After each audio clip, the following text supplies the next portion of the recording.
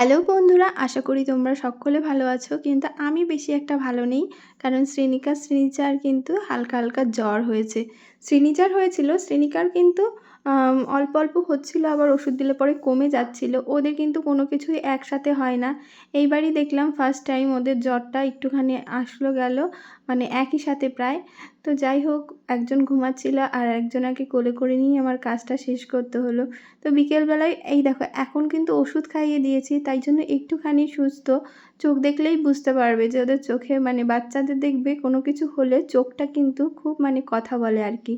চোখের দিকে তাকালে বোঝাই যায় ওদের শরীরটা কতটাই খারাপ।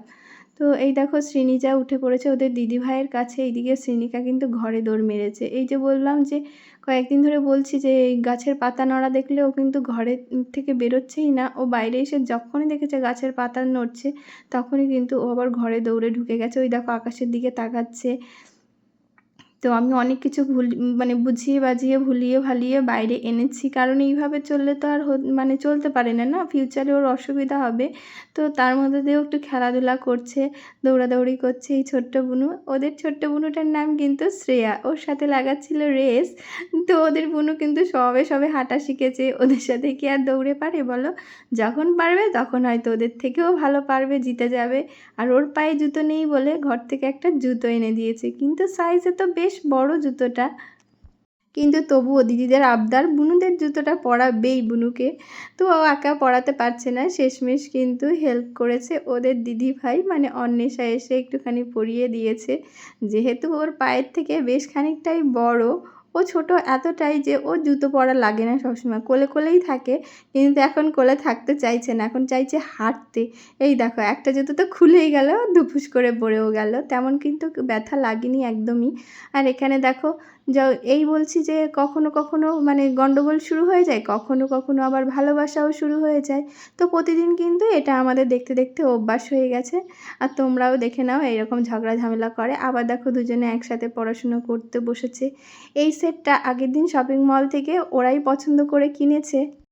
ওরা খেলার জিনিস হোক বা পড়াশুনোর জিনিস হোক, মানে কোনো কিছু বললে আমার না দিতে পারলে কিন্তু ভালো লাগে না। আর এই জিনিসটা কিন্তু বেশ কাজের, ওরা কিন্তু ABCDটা অনেকটাই শিখে গেছে। পেছনে দেখো স্লেট আছে, আবার লেখাও যায়, বেশ ভালো কাজের জিনিস। আর ওরা কিন্তু পেয়ে বেশ খুশি হয়েছে।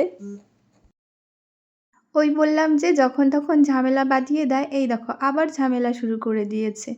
এই যে কত সুন্দর দুজনে একসাথে পাশে বসে পড়াশুনো করছিল, তার মধ্যে দিয়ে গন্ডগোল মানে শুরু হয়ে গেছে বলে একজন কিন্তু চলে গেছে সামনের দিকে, আর একজন কিন্তু ওখানেই বসে আছে।